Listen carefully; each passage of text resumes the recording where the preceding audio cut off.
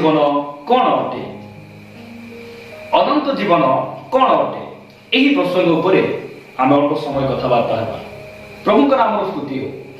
अनेके कहती अनंत जीवन बोली कहिले केवल से जीवन शेष ना किंतु मु आपण मानक कहबा पई चाहे अनंत जीवन बोली कहिले केवल अनंत जीवन जे शेष नाही ताहा नुहे अनंत जीवन आरंभ मध्य नाही यही कथा हमको जानिबा को पड़े। प्रभु का नाम धन्यवाद हो। प्रभु यीशु ख्रीष्ट कहले चोर केवल चोरी विनाश बोध करबा पई आसे किंतु मु एथि पई आसीछि तुम्हे माने जेपरि जीवन पाओ आ प्रचुर भाव रे पाओ। प्रभु का नाम धन्यवाद हो। प्रभु यीशु ख्रीष्ट आमानकु अनंत जीवन देबा पई ए पृथ्वी रे आसी आ आज आमे ताहांकु विश्वास करबा द्वारा आमे विनाश नहि अनंत जीवन प्राप्त हो। प्रभु का नाम धन्यवाद हो। एही समय रे मु आपण मानक सम्मुख रे गोटे वाक्य रखिबा पाई चाहे जदि आपण मानक पाखरे पवित्र बाइबल अछि ताहेले मो सहित आपण माने रोमियो पुस्तक 6 अध्याय 23 पद आमे मिलित भाव रे पाठ करिबा। प्रभुकर वाक्य को शिखु शिखु आत्मिक जीवन रे आमे एटा एक प्रकार देखा जाए कारण पापर वेतन मृत्यु किंतु ईश्वर को अनुग्रह दान आम मानक प्रभु ख्रीष्ट जीशु को सहभागिता रे अनंत जीवन अटे। प्रभु का नाम धन्यवाद।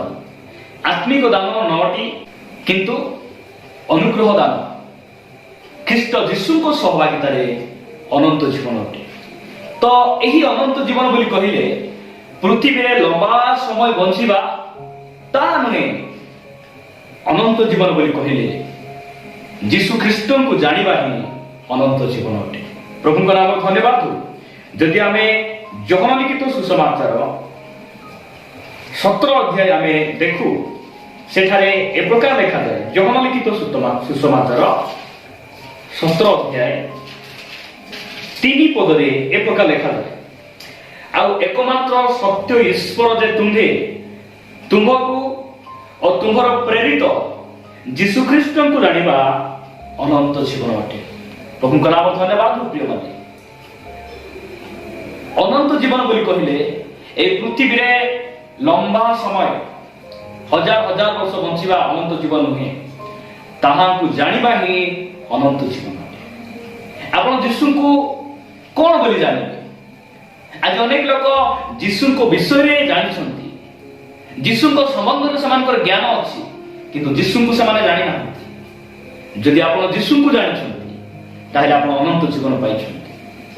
आज मु आपण को पचारिबा पई चाहे आपण जीशु को जानिछंती ना जीशु को विषय रे जानिछंती। जीशु को विषय रे भूत भी जानिछि अन्य अन्य परंपरा लोक माने मध्य जीशु को विषय रे जानती किंतु जीशु को जानती।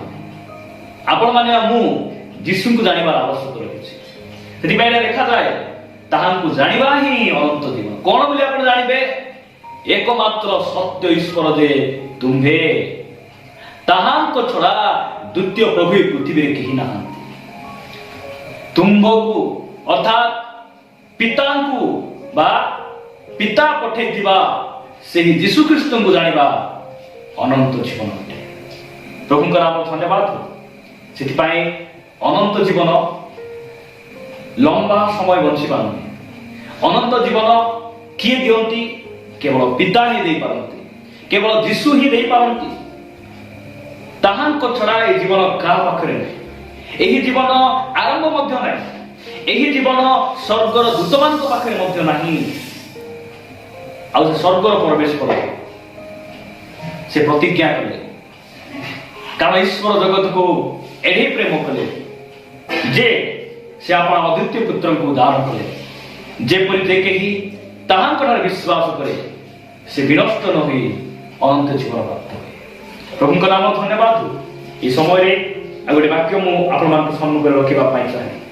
प्रथम जोहन को पत्र 1 अध्याय 2 पद मु आपण मान निमंते पाठ करिबा पाई चाहे। ସେହି ଜୀବନ ପ୍ରକାଶିତ ହେଲେ ଆଉ ଆମ୍ଭେମାନେ ଦେଖିଅଛୁ ଓ ସାକ୍ଷ୍ୟ ଦେଉଅଛୁ ଯେଉଁ ଅନନ୍ତ ଜୀବନ ପିତାଙ୍କ ସଙ୍ଗରେ ଥିଲେ ଓ ଆମ୍ଭମାନଙ୍କ ନିକଟରେ ପ୍ରକାଶିତ ହେଲେ ତାହାଙ୍କ ବିଷୟରେ ତୁମ୍ଭମାନଙ୍କୁ ଜଣାଉଅଛୁ। ପ୍ରଭୁଙ୍କ ନାମ ଧନ୍ୟବାଦ। ଅନନ୍ତ ଜୀବନ କାହା ସହିତ ଥିଲେ? ପିତାଙ୍କ ସହିତ ଥିଲେ। ସେ ଅନନ୍ତ ଜୀବନ କିଏ? ସେ ଯୀଶୁ ଖ୍ରୀଷ୍ଟ ଅଟନ୍ତି। ସେଥିପାଇଁ ଯୋହନ ତାଙ୍କର ସୁସମାଚାର ରେକର୍ଡ କରିବା ସମୟରେ ଲେଖିବା ସମୟରେ ସେ ଏହା କହନ୍ତି ତାହାଙ୍କୁ ଜାଣିବା ହିଁ ଅନନ୍ତ ଜୀବନ ଅଟେ।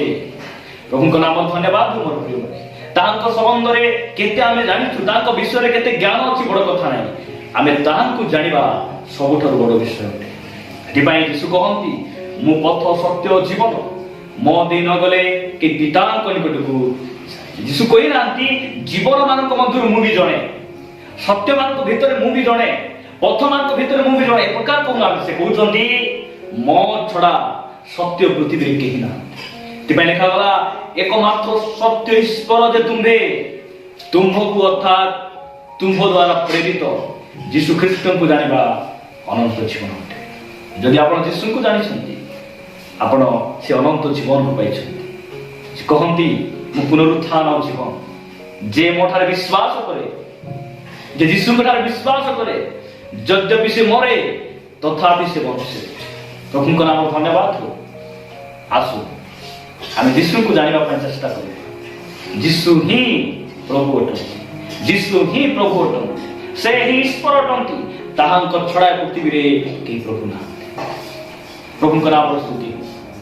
ପ୍ରଭୁ ଏହି ବାକ୍ୟ ଦେଇ ଆମ ସମସ୍ତଙ୍କୁ ପ୍ରଚୁର ଆଶୀର୍ବାଦ